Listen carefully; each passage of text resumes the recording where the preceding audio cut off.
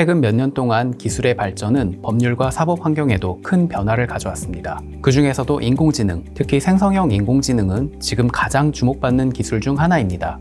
오픈 AI의 챗 GPT나 구글의 제미나이와 같은 초거대 언어 모델을 활용한 생성형 인공지능은 자연어 처리 등 과업을 놀라운 수준으로 처리할 수 있음을 보여주어 엄청난 기대와 두려움을 함께 불러오고 있습니다. 생성형 인공지능 기술의 등장으로 법적 규제와 개인정보 보호에 대한 논의가 새롭게 전개되고 있습니다. 생성형 인공지능이 개인정보를 유출할 가능성은 없을까요? 개발자와 기업은 이를 방지하기 위해 어떤 조치를 해야 하나요? 우리의 개인정보는 어떻게 보호받을 수 있을까요? 안녕하세요. 법원도서관 조사심의관 백승준 판사입니다.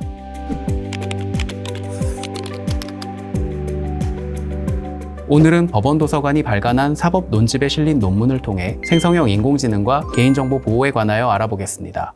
생성형 인공지능의 핵심 기술인 거대 언어 모델은 빅데이터 기술의 발전과 컴퓨터 연산 능력의 비약적 향상을 바탕으로 등장하였습니다. 수많은 매개 변수를 가진 심층 신경망 알고리즘을 활용하여 적절한 성능을 내는 모델을 만들기 위해서는 대량의 정보를 수집한 후 이를 사전 처리하여 양질의 데이터셋을 마련해야 합니다. 이 데이터셋을 이용하여 매개 변수를 개선하기 위해서는 높은 수준의 연산 능력이 필요합니다. 초거대 언어 모델의 특징은 매개 변수의 수가 증가할수록 그 성능이 질적으로 크게 향상된다는 점입니다. 따라서 앞으로도 생성형 인공지능의 구축을 위하여 상당한 양의 데이터가 수집 활용될 가능성이 높고 이 과정에서 학습 데이터에 포함된 개인정보가 의도치 않게 유출되거나 부적절하게 활용될 가능성이 있습니다. 이 논문에서는 자연어를 처리하는 생성형 인공지능의 구축 및 작동 과정에 관한 기술적인 분석을 기초로 그 과정에서 현행 개인정보 보호법에 따라 발생할 수 있는 법적 쟁점을 단계별로 분석한 다음 그에 대한 해석을 제시합니다.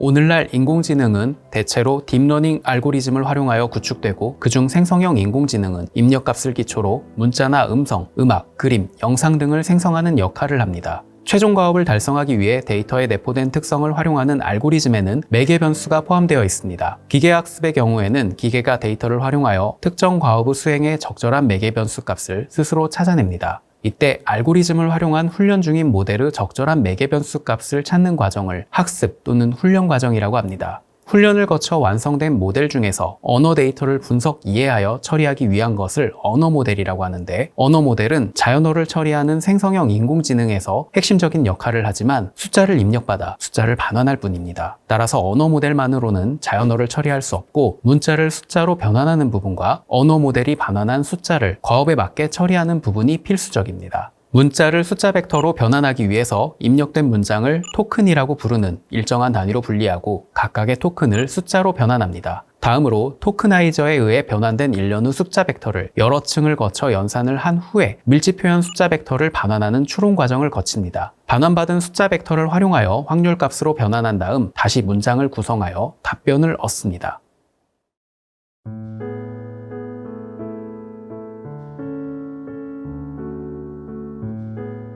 생성형 인공지능은 방대한 데이터를 학습하며 이 과정에서 개인정보가 포함된 데이터를 학습할 수 있습니다. 과거에는 인공지능 훈련 데이터에 개인정보가 포함되어 있더라도 인공지능의 구축 및 작동 과정에서 개인정보에 관한 정보 주체의 권리가 침해될 위험이 낮다고 여겨졌습니다. 하지만 최근 연구에 의하면 훈련이 완료된 거대 언어 모델에서 훈련에 사용된 데이터를 추출하는 것이 기술적으로 불가능하지 않은 것으로 밝혀졌습니다. 단계별로 나누어 예상되는 법적 문제를 살펴보겠습니다. 훈련 데이터 수집 단계에서는 정보 주체로부터 개인정보 수집 동의를 받았거나 동의를 받은 것으로 간주할 수 있는지, 개인정보를 수집하거나 제공받은 목적의 생성형 인공지능의 구축을 위한 훈련이 포함되었는지, 정보 주체의 동의 없이 처리할 수 있는 가명 정보에 해당하는지 등이 주로 문제됩니다. 훈련 데이터의 사전 처리 단계에서는 훈련 데이터의 사전 처리 과정이 주로 인건비가 낮은 국가의 기업이나 기관에 외주를 하는 방식으로 이루어지기 때문에 개인정보 처리에 위탁에 관한 문제가 발생할 수 있습니다. 훈련 단계에서는 데이터 정제 과정이 미흡한 경우 학습 데이터에 포함된 개인정보를 제3자가 쉽게 추출할 수 있을 뿐만 아니라 생성된 콘텐츠에 개인정보가 반영될 위험도 있습니다. 생성형 인공지능 사용 단계에서도 사용자가 입력한 값과 그에 대하여 반환된 값 및 이에 대한 사용자의 반응을 언어 모델의 개선을 위한 추가 학습에 사용하는 경우가 많기 때문에 입력된 값에 개인정보가 포함되어 있다면 목적 구속, 동의 원칙에 관한 문제가 발생합니다. 또 현재 입력값만으로는 개인정보에 해당하지 않더라도 기존 입력값과 결합하였을 때 특정 개인을 알아볼 수 있게 되는 경우 개인 식별 가능 정보가 수집 활용되는 결과가 발생할 수 있습니다.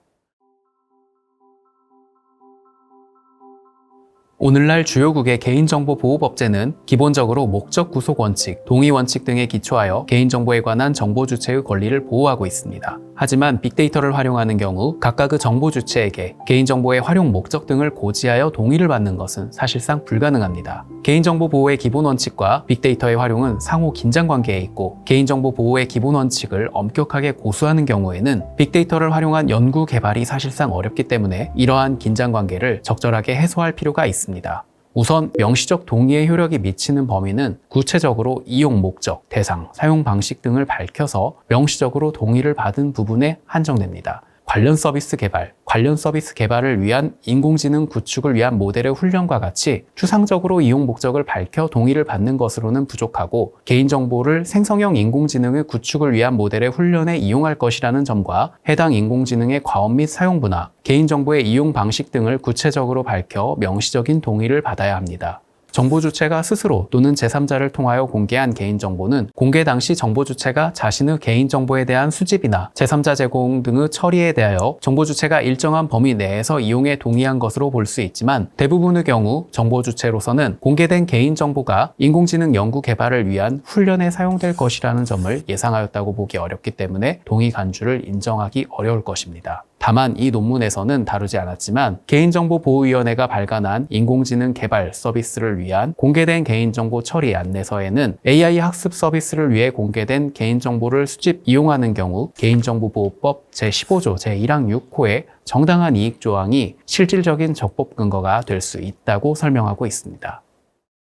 정보 주체로부터 개인정보를 수집할 당시에 정보 주체로부터 동의를 받은 이용 목적이 아니더라도 동의를 얻은 이용 목적과 합리적으로 관련된 범위 내에서 동의 없이 개인정보를 이용할 수 있습니다. 이러한 개인정보의 추가적 이용 제공을 위해서는 이용 목적이 당초의 수집 목적과 관련성이 있는지, 정보 주체의 이익을 부당하게 침해하는지, 감형 처리 또는 암호화 등 안전성 확보에 필요한 조치를 하였는지를 고려해야 합니다. 현재로서는 개인정보를 수집할 당시 특정 과업을 수행하는 인공지능의 연구 개발에 개인정보를 활용할 것에 동의한 경우가 아닌 이상 훈련 목적과 당초 수집 목적과의 관련성이나 예측 가능성을 인정하기도 어렵습니다. 따라서 이 조항을 근거로 인공지능 연구 개발을 위한 훈련에 개인정보를 사용할 수 없습니다. 결국 개인정보가 포함된 훈련 데이터셋을 특정한 과업을 수행할 생성형 인공지능의 연구 개발을 위한 훈련에 활용하는 대부분의 경우 감형정보의 처리에 관한 예외 규정인 개인정보보호법 제28조의 2 제1항에 따라 수집 이용할 수밖에 없습니다. 감형정보의 처리가 아닌 감형 처리에도 정보 주체의 동의가 필요한지 논란이 있으나 본 논문에서는 개인정보 자기결정권 침해에 대한 위험성을 낮추는 조치이고 신기술을 활용한 신산업 육성을 위한 데이터 이용 활성화를 목적으로 하는 개인정보보호법 제28조의 2 제1항의 입법 취지를 고려하여 정보 주체의 동의를 얻을 필요는 없다고 보고 있습니다. 또한 인공지능 연구 개발을 위한 훈련은 산업적 연구로서 개인정보보호법 제28조의 2 제1항의 과학적 연구에 포함된다고 해석합니다. 끝으로 현재 기술적으로 가능한 범위 내에서 최대한 개인정보를 정제하는 노력을 다하여 감형 처리에 관한 기술적 조치가 적정한 것으로 평가된다면 재식별 불가능성을 인정하여 감형 정보에 해당한다고 봅니다.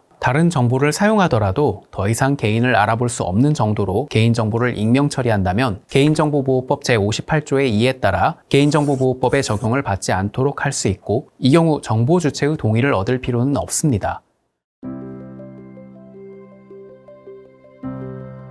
개인정보보호법은 2023년 정보 주체의 개인정보 자기결정권을 강화하는 방향으로 개정되었습니다. 기존에 행사할 수 있었던 개인정보 처리 동의권, 개인정보 열람, 정정, 삭제, 처리 정지 요구권뿐만 아니라 자동화된 시스템으로 개인정보를 처리하여 이루어지는 결정 거부권을 행사할 수 있게 되었고 개인정보 전송 이용 요구권에 따라 적극적으로 개인정보를 관리할 수 있게 될 것입니다. 다만 개정된 개인정보보호법에 따르더라도 정보 주체가 생성형 인공지능의 구축에 개인정보를 활용하는 데 동의하였거나 동의한 것으로 간주되거나 그 동의가 필요 없는 것으로 인정되는 경우에는 정보 주체가 적극적으로 처리 정지 요구권 등의 권리를 행사하지 않는 한 개인정보를 활용하여 모델을 훈련하는 것은 가능하다고 보고 있습니다. 결국 현행 법령에 따르면 정보 주체가 개인정보 보호를 위해 적극적으로 개인정보 자기결정권을 행사할 것이 요구되기 때문에 그 권리 행사를 위해 정보 주체에게 적절하게 개인정보 수집 이용에 관한 구체적인 사항을 알릴 필요가 있습니다.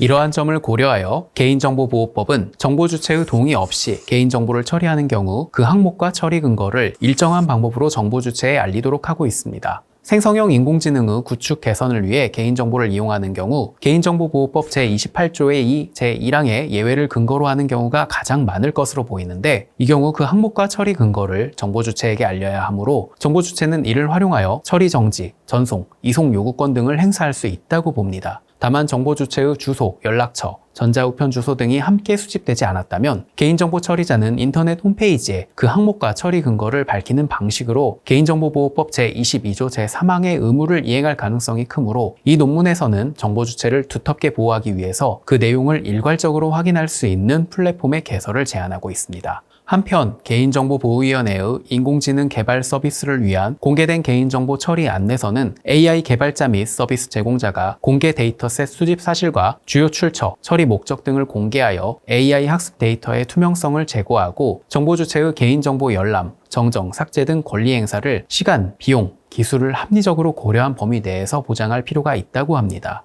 이 논문은 단순한 기술적 설명을 넘어 법과 기술이 함께 조화를 이루어야 할 방향성을 제시하고 있습니다. 생성형 인공지능의 놀라운 가능성과 개인정보 보호의 문제는 동전의 양면과 같습니다. 인공지능의 기회와 편익은 극대화하면서도 인공지능이 야기할 수 있는 개인정보 침해 위험성을 최소화할 방법을 모색할 필요가 있습니다. 이번에 발간된 사법 논집에는 방금 소개해드린 논문을 비롯해 민사, 형사, 상사, 행정, 지식재산 등 다양한 분야의 논문 13편이 수록되어 있습니다. 원문은 법원도서관 홈페이지에서 확인하실 수 있으니 많은 관심 부탁드립니다. 앞으로도 법원도서관은 재판과 법률 연구에 필요한 유익한 법률 지식과 정보를 전달해드리기 위해 노력하겠습니다. 시청해주셔서 감사합니다.